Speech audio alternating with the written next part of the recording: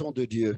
On trouve par exemple un temple construit comme vous êtes là, on appelle ça maison de Dieu. Or, lui vient là. Là, il n'a pas laissé de briques là. Il n'a pas laissé de ciment là. Et Dieu n'habite pas dans une histoire pareille, là au ciel. Mais qui vous a dit, vous ici, que ce que vous avez fait, c'est la maison de Dieu? Qui vous a dit que là où vous êtes, c'est la maison de Dieu? Et vous vous mettez à y offrir des dollars, à y offrir des francs CFA pour dire nous offrons à qui? À Dieu. Les dollars, les francs, tout ce que vous offrez, c'est de la matière. Or, la divinité n'est pas comparable à de l'or, à de la matière. Qui vous a vous appris que Dieu mange l'argent? Qui vous a dit à vous d'apporter vos vestes dans la maison ici pour dire nous allons offrir à Dieu? C'est Moïse. Est-ce que vous comprenez? C'est Moïse. Parce que moi, là où je viens, moi, je n'ai pas laissé une maison à Dieu.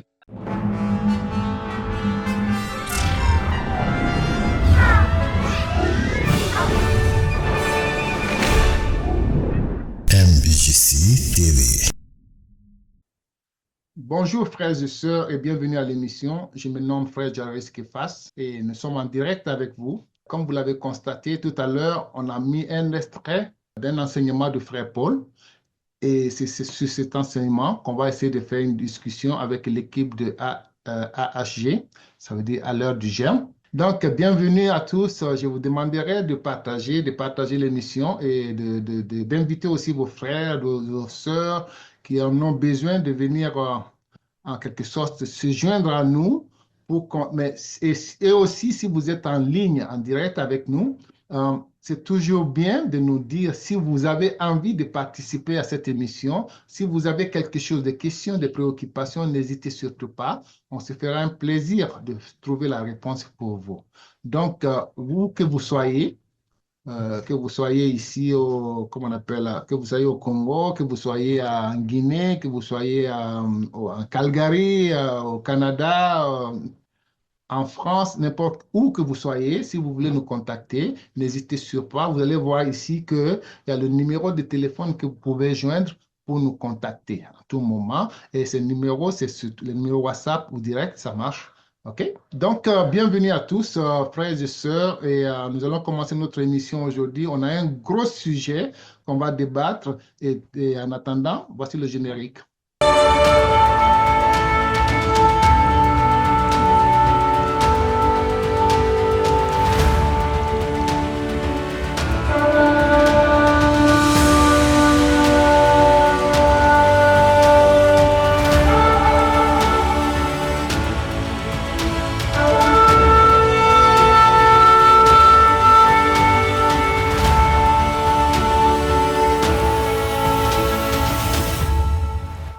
Donc, bienvenue à tous. Et je vais introduire mes collègues qui sont ici avec nous sur le plateau.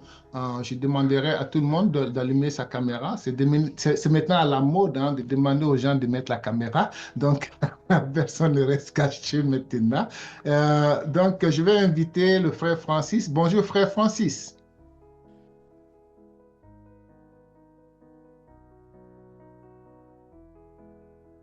Alors, OK, Bonjour frère Jairus, nous allons bien.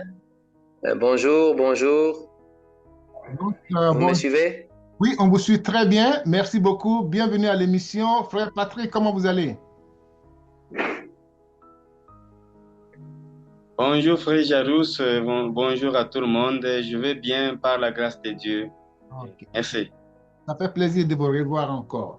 Bonjour frère Georges, comment allez-vous? Bonjour frère Jairus, je vais très bien vraiment. Je profite de saluer tout le monde, nos téléspectateurs. Nous sommes contents vraiment de nous retrouver encore ce soir pour la cause de Dieu. Merci beaucoup. En tout cas, c'est un plaisir de vous revoir encore. Et aussi, nous avons le frère Landry. Bonjour frère Landry, qui a des petits problèmes avec sa caméra là-bas. Il faut que vous allumez le micro. Bonjour frère Jairus, nous bénissons l'Éternel et nous disons sincèrement merci pour cette émission et à tous les auditeurs qui vont nous suivre, nous attirons leur attention afin de suivre ce sujet qui est plus attrayant et qui va les ramener à la bénédiction. Merci. Merci beaucoup, frère Landry. Ça fait un plaisir de vous revoir encore dans l'émission parce que ça fait un bout de temps qu'on ne vous a pas vu. Je sais que vous êtes très, très occupé. Donc, écoutez, on n'est jamais trop occupé pour YA. Soyez présents maintenant. Merci beaucoup d'être là aujourd'hui. Et nous avons un sujet aujourd'hui. Comme vous le savez, les semaines passées, on a parlé de, comment on appelle, prospère à tous égards.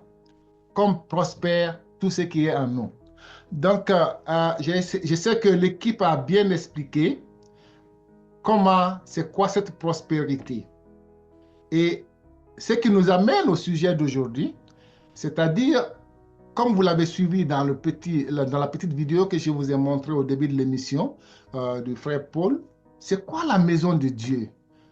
OK? On veut prospérer. Et où est-ce que nous allons chercher cette prospérité?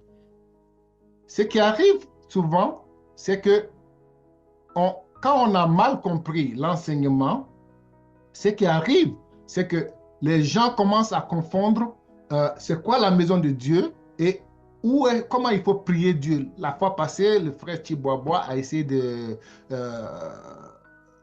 comment on appelle, d'expliquer un peu l'adoration par rapport à cette émission. Et ce que moi je propose aujourd'hui, je voulais que, si c'est possible, s'il y a quelqu'un qui peut nous lire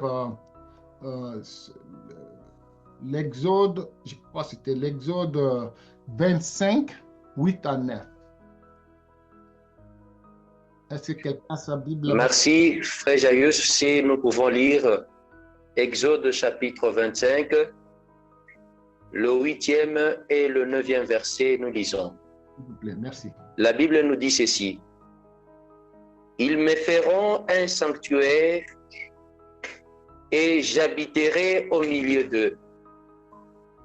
Vous ferez le tabernacle et tous ses ustensiles d'après les modèles que je vais te montrer.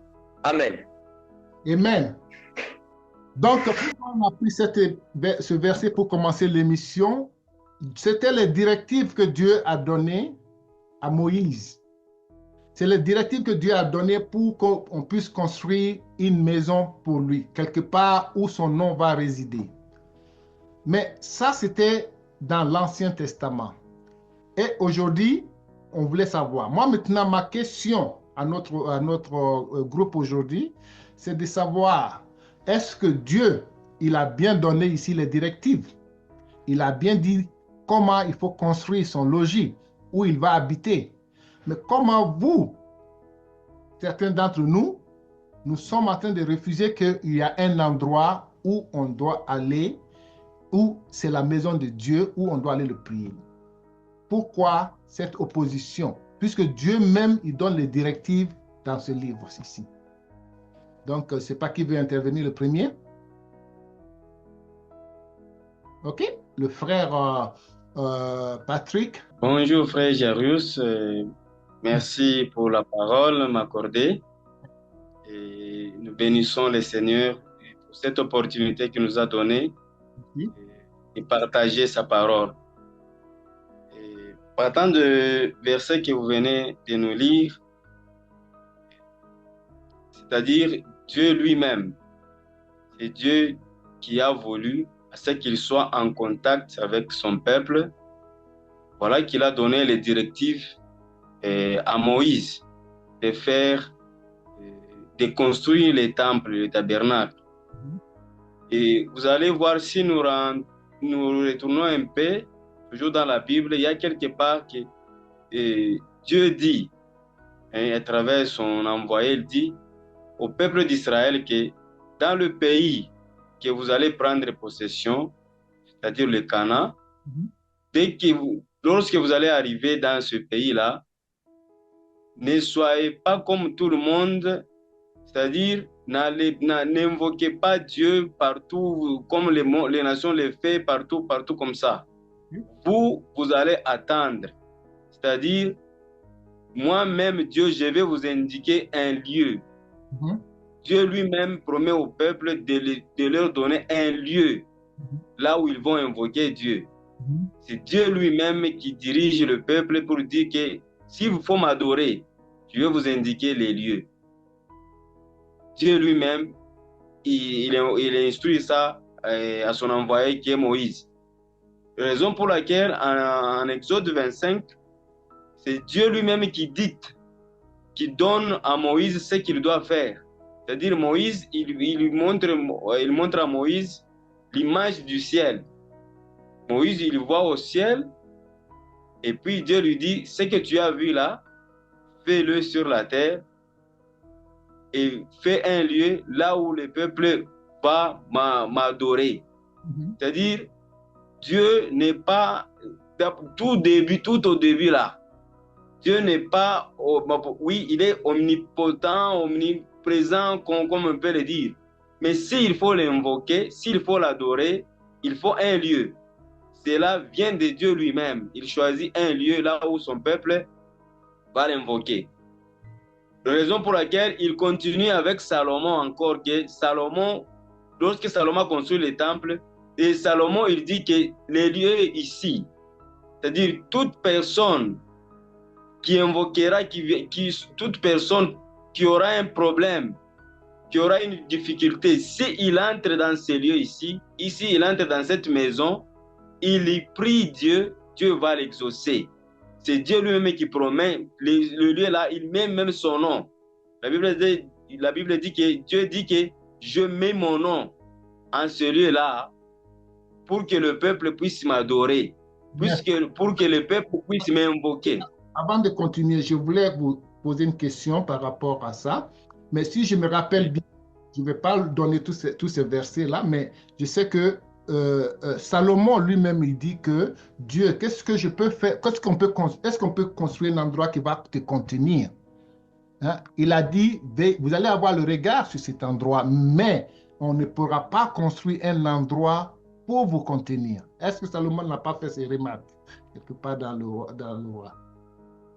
Oui, ici nous retournons dans une des émissions que Frère Paul avait parlé de ça. Il avait dit que oui, Salomon savait que Dieu ne peut pas, il n'y a pas un lieu. Parce que même en Ésaïe, la Bible dit, même en Ésaïe 66 quelque part, la Bible dit qu'il n'y a pas un lieu qui puisse contenir Dieu. Il n'y a pas une maison qui puisse contenir Dieu. Mais quand même Dieu, par pitié, par son amour, il a dit à Salomon de construire une maison là où Dieu va faire résider son nom, pour que le peuple puisse l'invoquer. C'est un peu ça. Dieu lui-même, quand bien même il sait qu'il n'y a pas une maison qui peut le contenir, mais il dit à Salomon, construis une maison là où je vais faire résider mon nom. Dieu va faire résider son nom là-bas, et quiconque invoquera l'Éternel en ce lieu-là, Dieu va l'exaucer. C'est par son amour Dieu, comme il est grand, parce que Dieu, on ne peut pas le limiter. Il est le créateur de toutes choses, il peut faire ce qui est impossible aux hommes, mais lui, il peut le faire. Quand bien même il n'y a pas une maison qui peut le contenir, mais quand même Dieu a dit à Salomon, construis une maison là où moi je vais faire résider mon nom, et quiconque m'invoquera, j'exaucerai sa prière.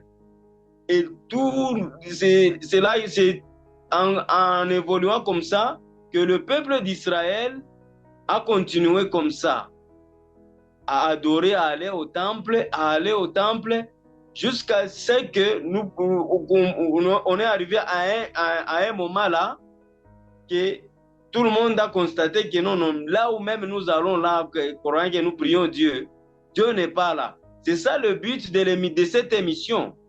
Parce que le but de cette émission, on a dit que c'est coup d'État dans l'église du Christ. Dieu n'est pas dans son église. Là où le peuple croyait que Dieu est là. Mais Dieu n'existe pas. Et c'est là où il y a des titres que le frère Paul nous a enseignés, Dieu inconnu. C'est-à-dire, vous adorez un Dieu inconnu parce que vous ne le connaissez même pas. Quand on ne le connaît pas, mais même les lieux là où il faut l'adorer, ça devient compliqué. C'est un peu ça, premièrement, ce que je voulais dire. Merci. Parfait. Merci beaucoup pour votre intervention. Comme vous dites que le peuple s'est rendu compte avec le temps que Dieu n'était plus dans cette maison. Mais il y a quelque chose qui a dû causer ça. Pourquoi on en est arrivé là? Pourquoi est-ce que les gens se sont réveillés d'un seul coup pour dire, OK, Dieu n'est plus dans cette maison, on va essayer de l'abandonner? Ou bien il y a eu des événements qui ont provoqué comment on appelle, cet éveil chez les gens, disant que non, Dieu n'est plus dans cette maison. Donc, on va continuer avec le frère Francis qui a la main levée pour la suite. Bonjour, frère Francis. Oui, on va très bien, et vous?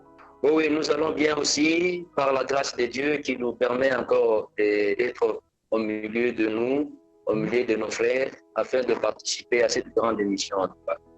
Merci beaucoup. Donc, comme le disait le frère Patrick tout à l'heure, il dit que Dieu avait donné des ordres très précis à son prophète pour qu'on construise un endroit avec l'image que ce prophète a eue du ciel, de venir faire cette image exactement sur la terre. Et il nous dit qu'avec le temps, les gens se sont rendus compte que cet endroit qu'on a construit pour Dieu, il n'était plus là-bas.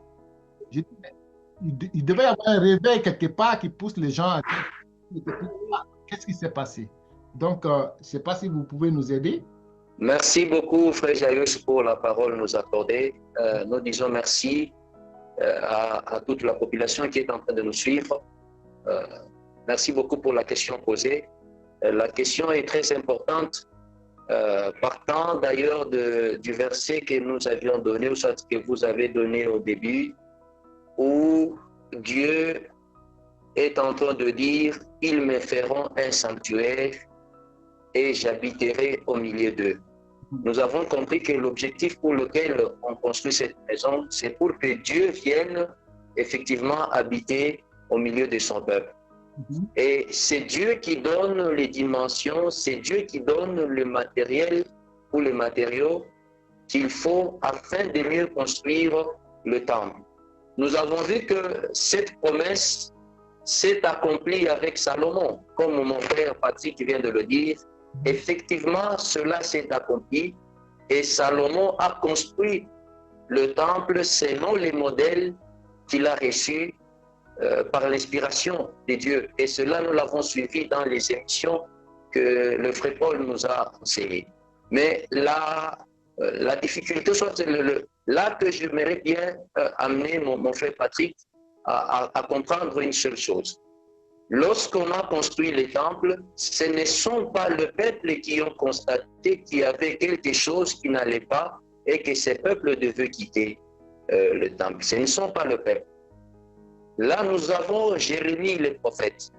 Lorsque vous allez lire Jérémie chapitre 7, quand vous lisez bien, lui ayant les yeux du prophète, il a constaté que la vie, l'attitude que les peuples manifestaient dans le temple, parce que le peuple a amené d'autres dieux dans le temple.